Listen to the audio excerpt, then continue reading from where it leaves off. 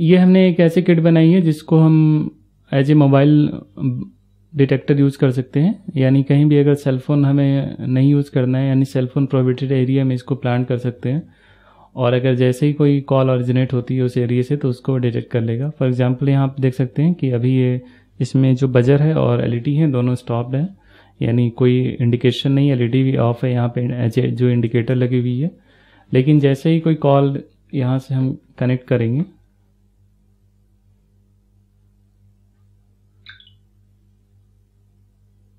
इसमें हमने जैसे कॉल ओरिजिनेट किया आप देख सकते हैं कि ये कॉल करते ही उसको डिटेक्ट कर ले रहा है, और फिर जैसे ही कॉल डिस्कनेक्ट कर दे रहे हैं उस कंडीशन में ये ऑफ हो जा रहा है। यानी किसी भी सेलफोन जैसे एक्टिवेट होगा उसको ये डिटेक्ट कर लेगा और अलर्ट कर देगा। अब हम देखते हैं इस किट को हमें कैसे प्रिपेयर करना है। इसके लिए आपको हमारी तरफ से एक पीसीबी बोर्ड दी जाएगी। यहाँ पे आप देख सकते हैं एक ये पीसीबी बोर्ड रखी, और साथ में जो इसमें कंपोनेंट्स यूज्ड होने वाले हैं वो सारे प्रोवाइड किए जाएंगे। और इसमें इसको बनाने के लिए जो बेसिक टूल्स की रिक्वायरमेंट होगी उनमें एक मल्टीमीटर चाहिए होगा आपको, एक ये कटर चाहिए होगा, और एक अलाइनर भी आप यूज़ कर सकते हैं, इसकी ज़रूरत पड़ती है अगर आपको किसी आईसी को रिमूव करना है तो इसके थ्रू इजीली इसको हम रिमूव कर सकते हैं। तो सबसे पहले हम देखते हैं कि ये सारे कंपोनेंट्स हमें कैसे इसमें इंसर्ट करने हैं। ये एक पीसीबी बोर्ड है, इसके दो लेयर हैं, ये टॉप लेयर है और ये बॉटम लेयर है, और जितने भी कंपोनेंट्स हमें लगाने हैं वो सारे टॉप लेयर से लगाने हैं। यानी इस पीसीबी बोर्ड में इस साइड से सारे कंपोनेंट्स आपको लगाने होंगे और दूसरी साइड से ये सारे सोल्डर्ड होंगे। यहाँ पे एक पीसीबी बोर्ड हमने as a sample complete PCB board रखी है जो बनी हुई है, और वैसे ही पीसीबी हमें बनानी है। तो सबसे पहले हम देखते हैं कि इसमें कौन कौन से कंपोनेंट्स यूज्ड हुए हैं और कैसे उन्हें लगाना है। यहाँ पे पावर सप्लाई के लिए हमने इसमें 2 पॉइंट्स हैं जहाँ पे आपको बैटरी कनेक्ट कर देनी है, यानी आप बैटरी के कनेक्टर को सीधे सीधे इन दोनों पॉइंट्स पे सोल्डर कर देंगे। इसके बाद यहाँ पे एक एलईडी लगा दी है जो पावर सप्लाई को इंडिकेट करेगी।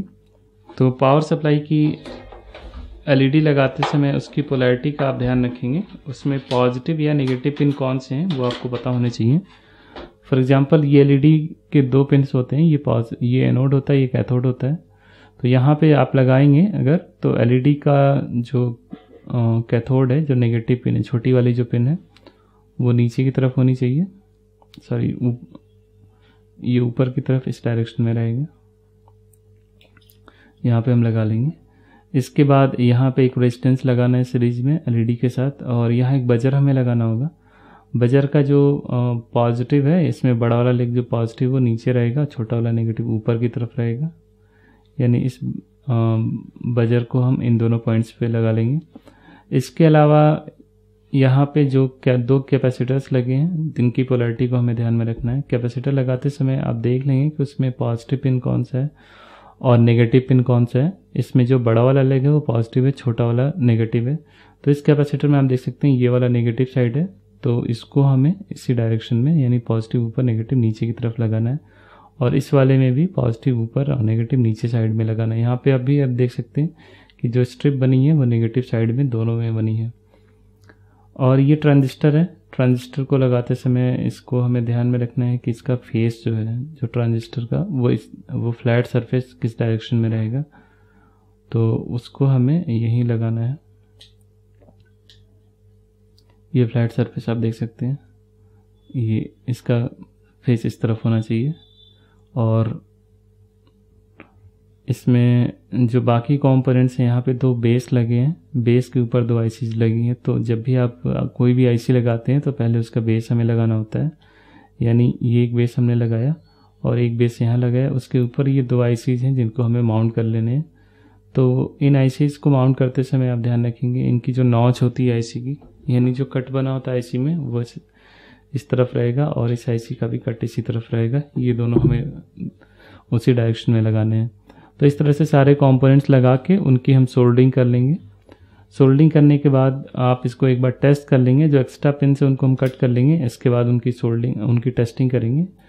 तो इसको पावर सप्लाई हम ऑन करेंगे। तो सबसे पहले इस पीसीबी बोर्ड में जो 2 आईसी लगी हैं उसमें आप देख लेंगे जो 555 टाइमर है ये वाला हमारा, इसका वोल्टेज हम चेक कर सकते हैं कि पिन नंबर 1 हमारा इसका ग्राउंड होता है 1 के रिस्पेक्ट में।